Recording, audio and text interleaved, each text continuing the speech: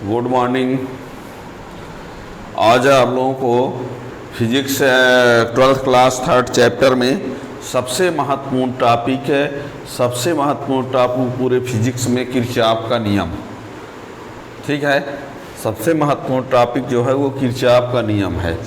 विद्युत परिपथ के संबंध में किरचॉफ का नियम, और किरचॉफ के नियम से क्वेश्चन हमेशा NEET, JEE, CBSE board, all state board सभी में क्वेश्चन कुछ न कुछ पूछा ही जाता है, ठीक है ना। किरचॉफ नियम से तो विद्युत परिपथ से संबंधित किरचॉफ का नियम, किरचॉफ का नियम, किरचॉफ्स लॉ,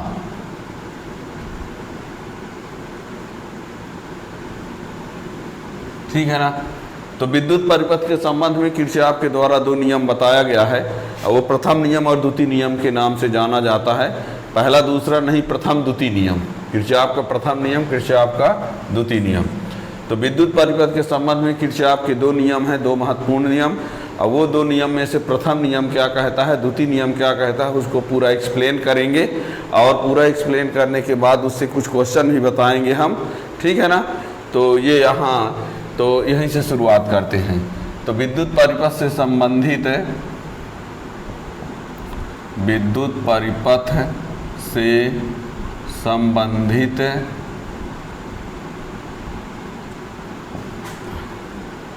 किरचॉफ के दो नियम हैं, दो नियम हैं। तो प्रथम नियम क्या कहता है, देखिए प्रथम नियम क्या कहता है। प्रथम नियम ये कहता है कि कोई विद्युत परिपथ का कोई जंक्शन है। ये जंक्शन मीन्स जहाँ पर, यहाँ जंक्शन का मतलब, संधि का मतलब है बहुत सी धाराएं जहाँ मिल रही हों, है ना। विद्युत परिपथ की किसी संधि पर, संधि माने जहाँ पर बहुत सी धाराएं मिले। विद्युत परिपथ का संधि का मतलब है जहाँ पर बहुत सी धाराएं मिले। तो मान लीजिए ये एक संधि है, यहाँ पर कई धाराएं मिल रही हैं। I1 हो गया, I2 हो गई, I3 हो गई और I4। किरचॉफ के नियम का कहना है कि किसी संधि पर मिलने वाली जितनी भी धाराएं होती हैं उन सब का बीजगणितीय योगफल शून्य होता है। किरचॉफ के प्रथम नियम का कहना है कि विद्युत परिपथ के किसी संधि पर मिलने वाली समस्त विद्युत धाराओं का बीजगणितीय योगफल शून्य होता है। अर्थात ये सिग्मा I बराबर 0, और I तो मतलब यहाँ I1 plus I2 plus I3 plus I4 equal to 0। यहाँ पर बहुत धाराएं मिल रही हैं। अब है क्या, इसमें ऐसा हो सकता है कुछ धाराएं आ रही हो, कुछ जा रही हो। मान लीजिए हम इसको आने वाली कह दिए, दो ठो को क्या कर दिए, जाने वाली। तो किरचॉफ ने आगे ये भी कहा कि संधि की ओर आने वाली धाराओं को धन में लेना है और संधि से जाने वाली धाराओं को ऋण में। तो आने वाली धाराएं I1 I2 है तो ये धन में होगा, और I3 और I4 जाने वालों में से है तो इनको क्या करना पड़ेगा, माइनस। तो ये I1 plus I2 minus I3 minus I4 equal to 0 हो जाएगा। तो I1 plus I2 equal to ये I3 प्लस I4 हो जाएगा। तो क्या पता चला, आने वाली धाराओं का योगफल जाने वाली धाराओं के योगफल के बराबर हो गया, ठीक है ना। तो किरचॉफ का पहला नियम क्या कहा, सुनो। इस नियम के अनुसार विद्युत परिपथ के किसी संधि पर मिलने वाली समस्त विद्युत धाराओं का बीजगणितीय योगफल शून्य होता है, अर्थात सिग्मा I बराबर 0।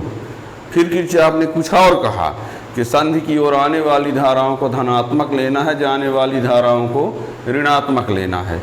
तो इसमें हमने कुछ आने वाली कर दिया, कुछ जाने वाली। तो आने वाली को प्लस प्लस लिखे, जाने वाली को माइनस माइनस, तो बाद में ट्रांसपोज किए तो ये आया।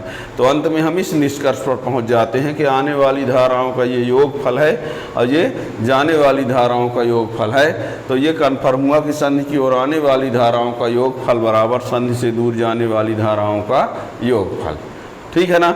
और ये धारा जो है आवेश से बना है, इसलिए आवेश संरक्षण नियम के अनुकूल है। किरचॉफ का जो प्रथम नियम है वो आवेश संरक्षण नियम के अनुकूल है, ठीक है ना।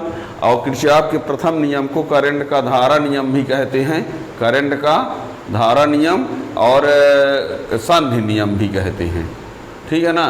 किरचॉफ का संधि नियम और किरचॉफ का धारा नियम, ठीक है ना। तो ये तो लिखते हैं अब इसको। तो समझ गए होंगे। अब डिटेल में लिख के दिखाते हैं कैसे आपको लिखना भी है, ठीक है ना। इस नियम के अनुसार विद्युत परिपथ के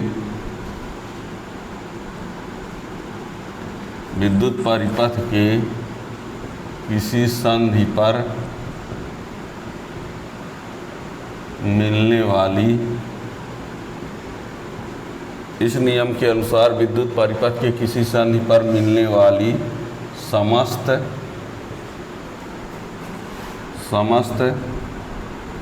विद्युत धाराओं का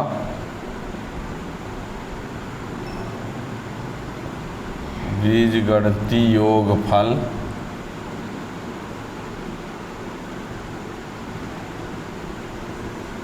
शून्य होता है। इस नियम के अनुसार विद्युत परिपथ के किसी संधि पर मिलने वाली समस्त विद्युत धाराओं का बीजगणितीय योगफल शून्य होता है, अर्थात सिग्मा आई बराबर 0। ठीक है, फिर आगे क्या कहा, संधि की ओर आने वाली धाराओं को धनात्मक तथा संधि से दूर जाने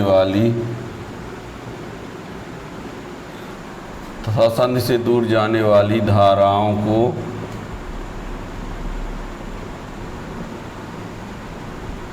ऋणात्मक लिया जाता है, ये कहा।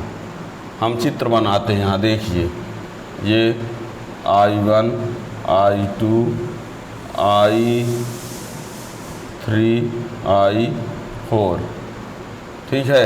एक चित्र यहाँ भी बनाते हैं, ये है, ये I1, I2, I3, ठीक है।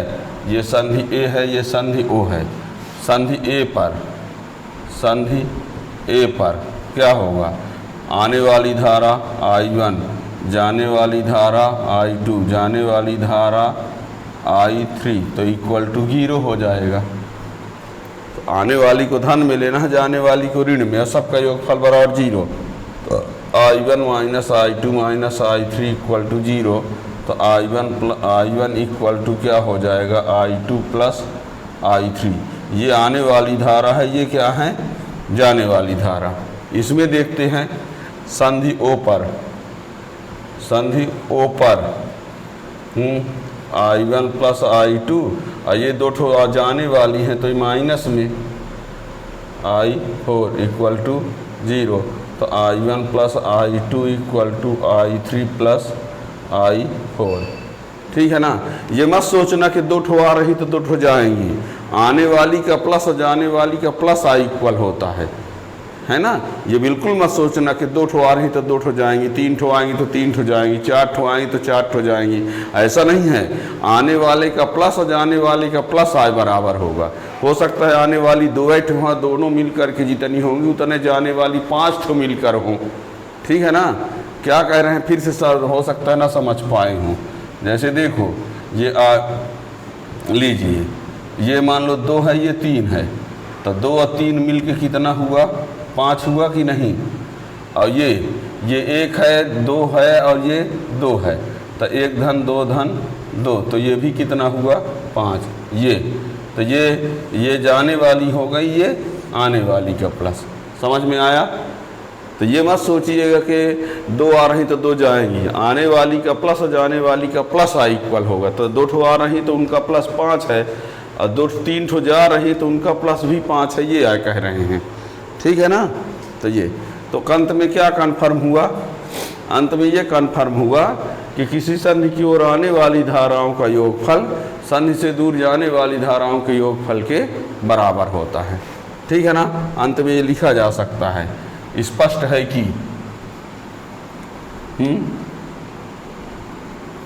स्पष्ट है कि अब सुन लो, लिखवा नहीं रहे, मान लो हम स्पष्ट है कि किसी संधि की ओर आने वाली धाराओं का योगफल संधि से दूर जाने वाली धाराओं के योगफल के बराबर होता है। अरे लिखे देते हैं, लीजिए।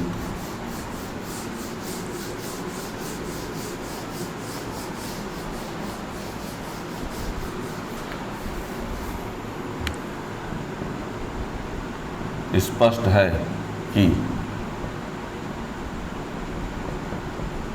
संधि की ओर आने वाली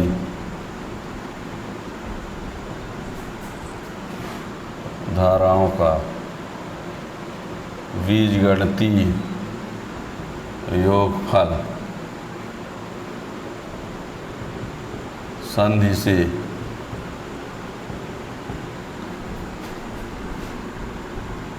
दूर जाने वाली धाराओं के योगफल के बराबर होता है।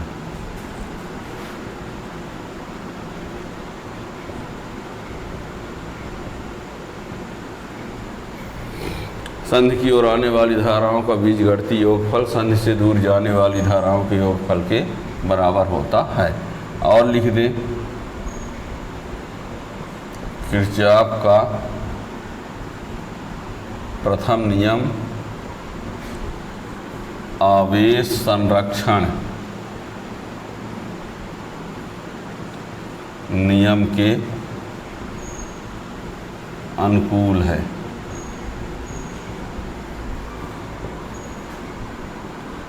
किरचॉफ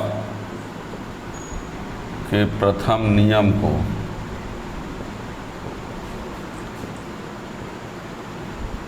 किरचॉफ का धारा नियम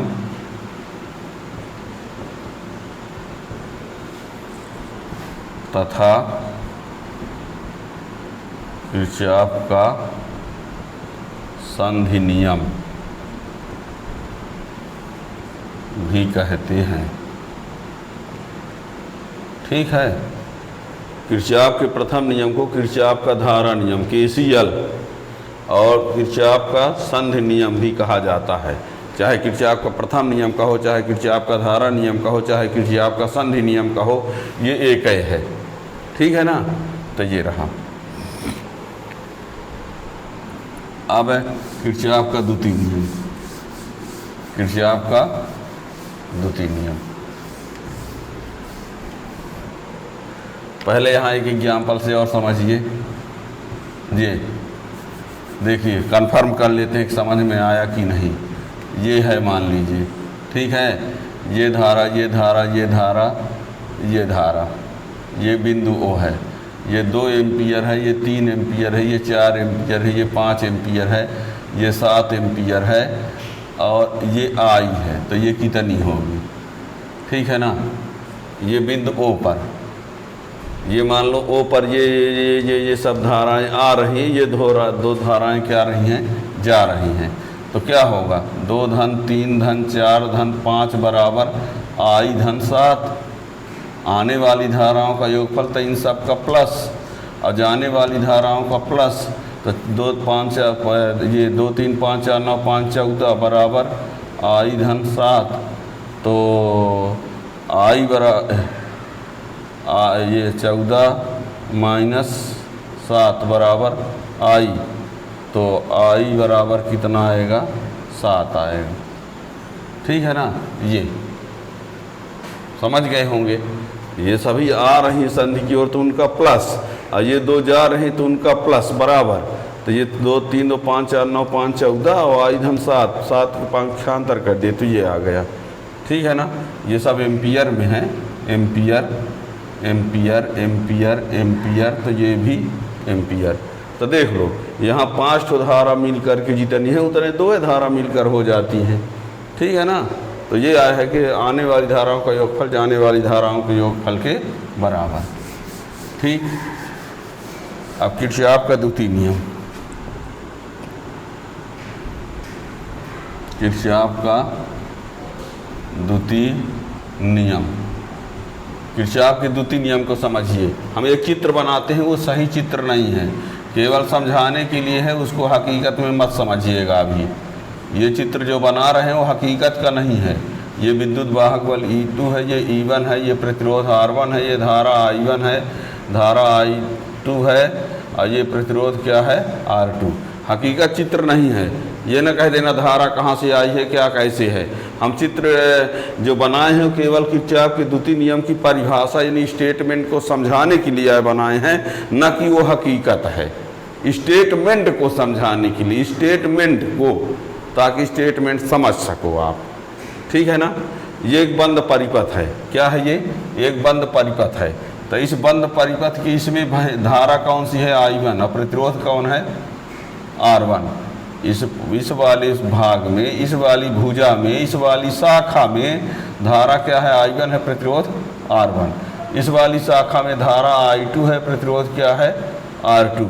तो धारा प्रतिरोध का गुणा, धारा प्रतिरोध का गुणा, और ये धारा प्रतिरोध का गुणा, और धारा प्रतिरोध के गुणा करने के बाद उसका योगफल विद्युत वाहक बलों के योगफल के बराबर होता है। ये E1 E2 क्या है? विद्युत वाहक बल हैं। I1 I2 धारा है, R1 R2 क्या है? प्रतिरोध है। हम इसको कहना क्या चाहते हैं देखना। इसको आप कम शब्दों में धारा प्रतिरोध के गुणनफलों का, धारा प्रतिरोध के गुणनफलों का योगफल विद्युत वाहक बलों के योगफल के बराबर होता है। धारा प्रतिरोध के गुणनफलों का योगफल विद्युत वाहक बलों के योगफल के बराबर होता है। ये किस में होता है? किसी बंद जाल में। ठीक है ना। तो इसको क्या कहेंगे? इस नियम के अनुसार विद्युत परिपथ की किसी बंद जाल के विभिन्न भागों में, जैसे ये भाग और ये भाग है ना, विद्युत परिपथ की किसी बंद जाल के विभिन्न भागों में प्रवाहित होने वाली धारा और उसके संगत प्रतिरोध के गुणनफलों का योगफल। धारा उसके संगत प्रतिरोध का मतलब ये धारा तो यही प्रतिरोध, ये नहीं कि ये धारा ये प्रतिरोध, ये नहीं चलेगा। ये धारा तो ये प्रतिरोध। ठीक है ना। तो इस नियम के अनुसार विद्युत परिपथ के किसी बंद जाल के विभिन्न भागों में प्रवाहित होने वाली धारा एवं संगत प्रतिरोध के गुणनफलों का योगफल विद्युत वाहक बलों के योगफल के बराबर होता है। ठीक है ना। धारा प्रतिरोध का गुणा और किसी भाग में धारा प्रतिरोध तो उनका भी गुणा बराबर विद्युत वाहक बलों का योगफल। 2 ठो विद्युत वाहक बल है तो दोनों का योगफल, 3 होते तो 3 का योगफल, 1 होता तो 1 ठो, न होता तो 0। ठीक है ना। तो धारा प्रतिरोध के गुणनफलों का बीजगणितीय योगफल उसमें उपस्थित विद्युत वाहक बलों के योगफल के बराबर होता है। ठीक है ना। तो क्या कहा फाइनल देखो। इस नियम के अनुसार विद्युत परिपथ के किसी बंद जाल के विभिन्न भागों में प्रवाहित होने वाली धारा एवं उसके संगत प्रतिरोध के गुणनफलों का बीजगणितीय योगफल उसमें उपस्थित विद्युत वाहक बलों के योगफल के बराबर होता है। अर्थात सिग्मा IR बराबर सिग्मा E। IR माने धारा प्रतिरोध का गुण आया, सिग्मा माने योग, E माने विद्युत वाहक बल, सिग्मा यानी योग। ठीक है ना। तो इसका स्टेटमेंट देखिए क्या होगा।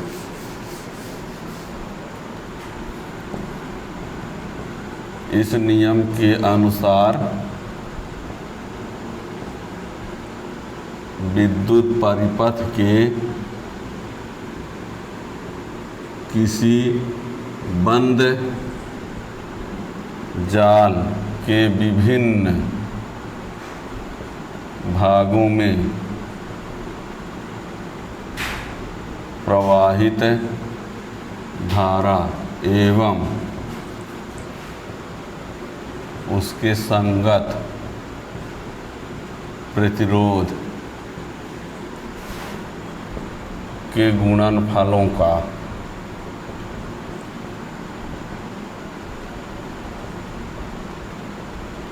बीजगणितीय योगफल उसमें उपस्थित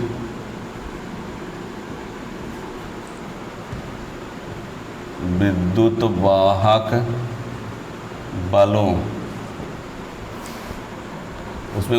वाहक बलों के योगफल के बराबर होता है।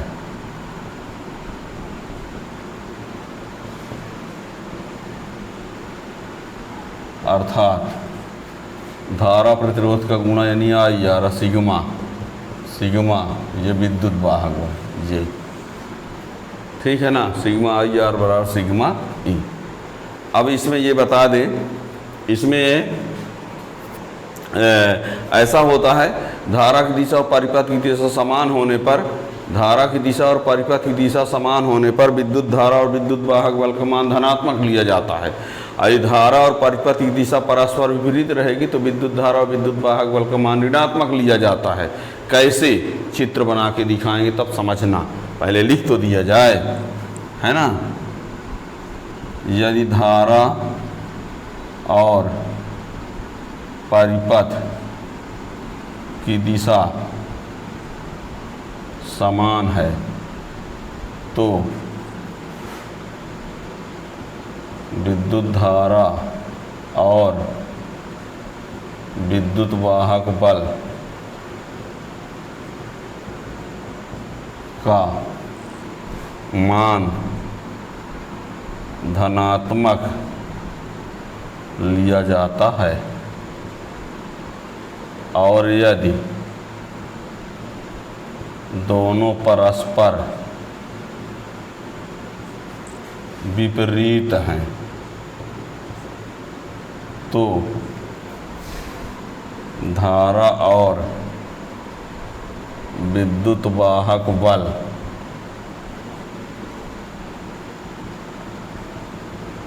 ऋणात्मक लिया जाता है। अब जैसा कह रहे हैं उसके हिसाब से चित्र बना के दिखाते हैं, ठीक है ना।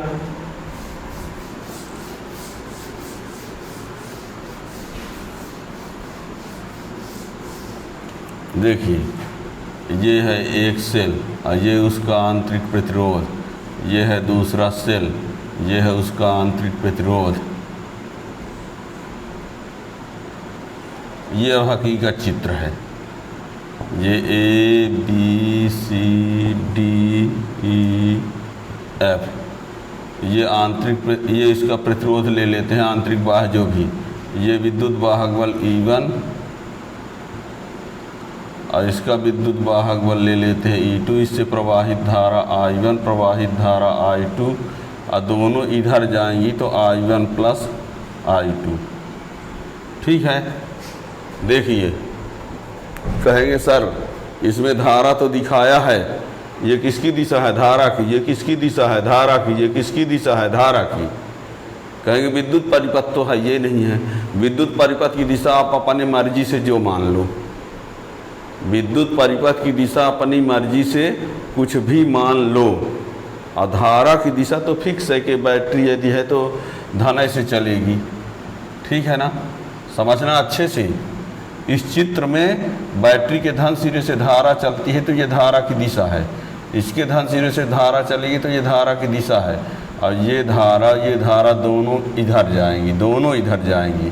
तो इसलिए यहाँ लिख दिया क्या, I1 प्लस I2।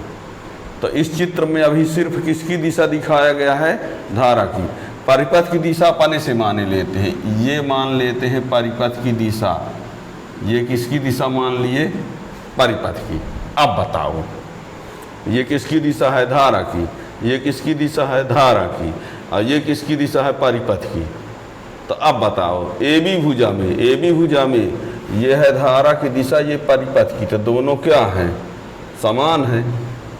अच्छे से देखना, ये है धारा की दिशा, ये है परिपथ की दिशा, तो दोनों क्या हैं, समान हैं। इसमें CD में देखिए, ये है धारा की दिशा, ये है धारा की दिशा, और ये किसकी दिशा है, परिपथ की दिशा, तो ये परस्पर क्या है, विपरीत है, ठीक है ना। यदि हम ABCDA में देखेंगे तो AB में धारा की दिशा और परिपथ की दिशा समान हो गई, और CD में धारा की दिशा और परिपथ की दिशा विपरीत हो गई, ठीक है। तो कहेंगे सर आपने धारा की दिशा तो फिक्स है, परिपथ दिशा यही क्यों बनाए। तो लीजिए हम बदले दे रहे हैं, मान लीजिए हम परिपथ की दिशा ये कर दें इधर, और इधर ये कर दें, ठीक है। तो इस वाले में ये उल्टा हो गया, ये वाला सीधा हो गया, तो ये वाला विपरीत दिशा में होगा, ये क्या कहलाएगा, समान दिशा में। तो हमने कहा ना कि जो आप मर्जी हो वो परिपथ की दिशा दिखा लो अपने से, ठीक है ना। परिपथ की दिशा आप अपने से डिसाइड कर लो, और धारा की दिशा तो उसमें फिक्स रहेगी कि बैटरी लगी है तो धने से धारा जाएगी, ठीक है ना। तो ये तो आप जो आप मान के चलोगे, तो हमने ऐसा माना है, ऐसा और ऐसा, ठीक है ना। तो इसमें परिपथ और धारा समान रहेगा, तो ये और ये दोनों धन में धारा विद्युत वाहक बल लेंगे, और इसमें धारा और परिपथ क्या है, विपरीत है, तो इसको ऋण में लेंगे और E2 को भी ऋण में लेंगे। यही ना कहा है, समान दिशा होने पर धारा विद्युत वाहक बल धनात्मक, विपरीत में होने पर धारा विद्युत वाहक बल ऋणात्मक, ठीक है ना। तो लिखिए बंद जाल ABCDA में किरचॉफ के द्वितीय नियम से देखिए क्या कहता है। इसमें धारा I1 है, प्रतिरोध R1, तो I1 इंटू R1 धारा प्रतिरोध का गुणा, और इसमें धारा क्या है I2, प्रतिरोध क्या है R2, पर ये विपरीत दिशा में होने के कारण इसको क्या लेना पड़ेगा, माइनस। धारा को क्या लेना पड़ेगा, माइनस। क्यों? क्योंकि ये धारा और परिपथ क्या हैं, विपरीत हैं, बराबर। विद्युत वाहक बल को इसको धनात्मक लेंगे या इस वाले को क्या लेंगे, ऋणात्मक लेंगे। क्यों? फिर से सुनो, इसमें धारा परिपथ समान है, तो ये दोनों धन में होंगे, तो ये भी धन में, ये भी धन में। इसमें धारा परिपथ विपरीत दिशा में है, तो ये भी ऋण होगा, E2 भी ऋण होगा, तो ये देखो ऋण लिखे इसको भी, ठीक है ना। ये अब यहाँ पर ये बता दें, जैसे अब इसको ले लेते हैं, इसको ये ले लिए, इसको ये ले लिए, अब ऊपर वाला मिटा दूँ, अब ऊपर वाले को मिटा देते हैं, लीजिए। अब बताओ ये है किसकी दिशा, धारा की, ये किसकी दिशा है, परिपथ की, तो दोनों क्या हैं, समान हैं। ये दिशा है धारा की, ये है किसकी, परिपथ की, तो इसमें भी दोनों क्या हैं, समान है कि नहीं। ये धारा की दिशा, ये परिपथ की दिशा, समान दोनों हैं। धारा की दिशा, परिपथ की दिशा, ये भी दोनों समान हैं, तो इसमें धारा और विद्युत वाहक बल सब धन में होंगे, है ना। तो लिखे देते हैं इसी प्रकार बंद जाल लूप जो भी लिखिए,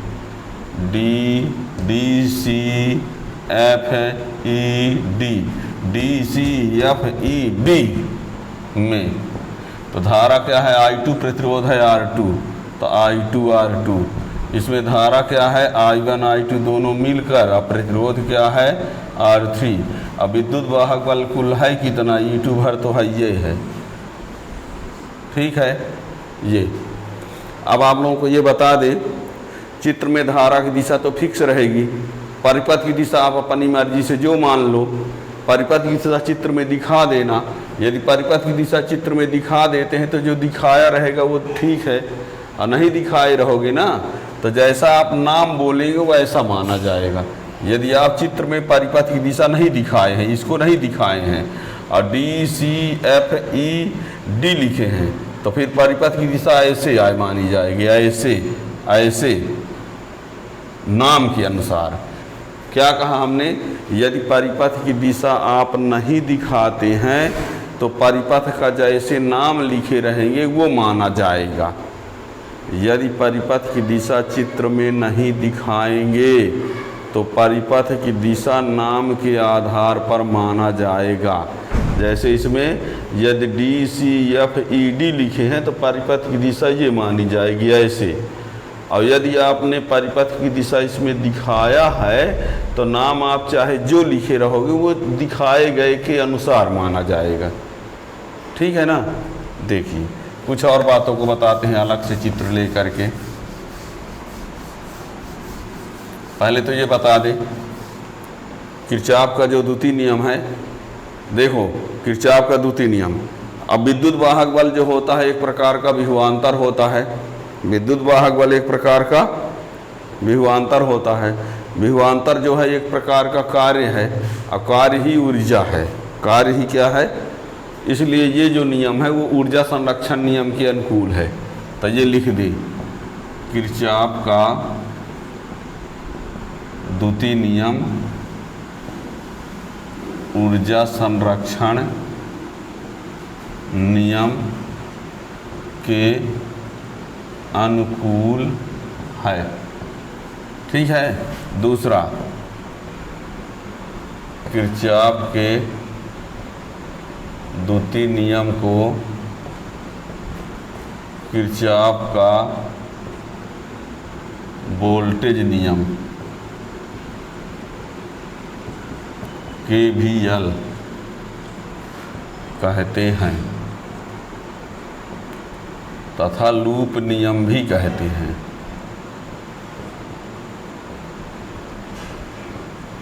क्या कहा? द्वितीय नियम के दो नाम हैं, तीन नियम है। द्वितीय नियम एक किरचॉफ वोल्टेज नियम और एक किरचॉफ लूप नियम।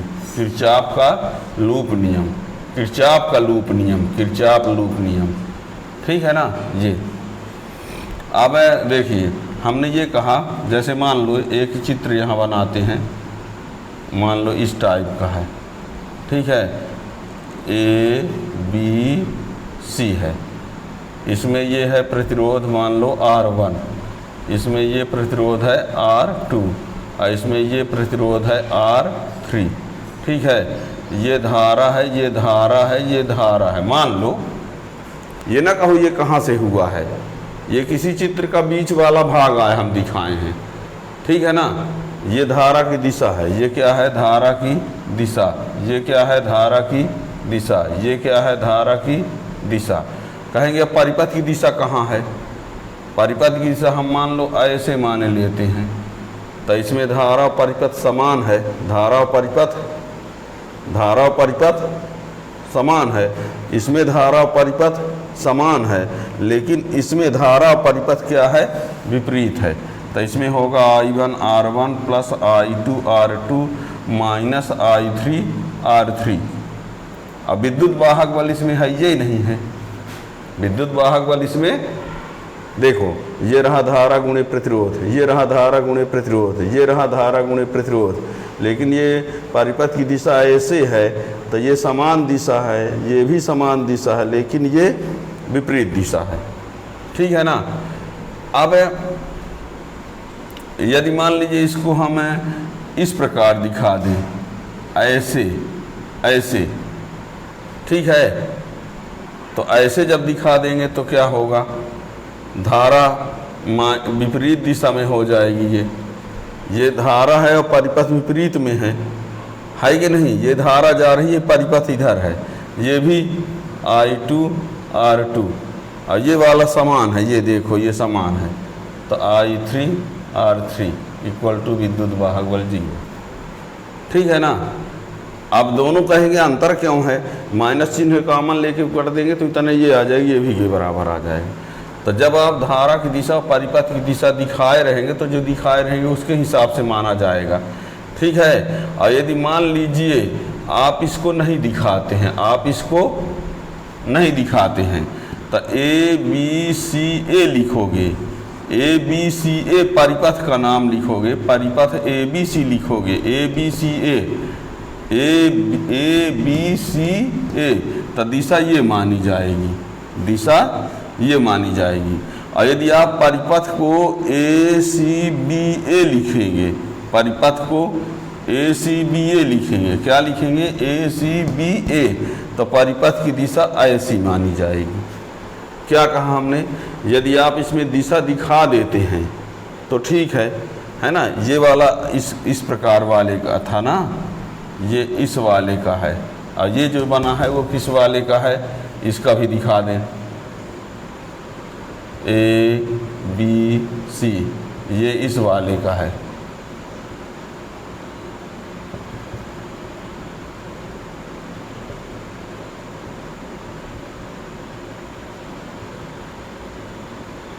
ये विपरीत है तो माइनस, ये विपरीत है तो माइनस, ये समान है तो प्लस, इसमें ये समान है तो प्लस, ये समान है तो प्लस। ये अब हम ये बता रहे हैं कि यदि आप दिशा इसका न दिखाओ, दिशा इनकी न दिखाओ, क्या बता दो?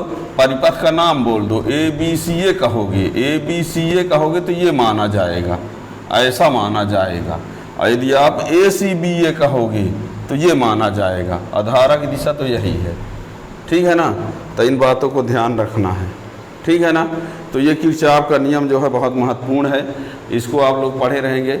इससे संबंधित बहुत क्वेश्चन पूछे जाते हैं, आगे वीडियो में आप उसका क्वेश्चन भी देख लेंगे। Thank you.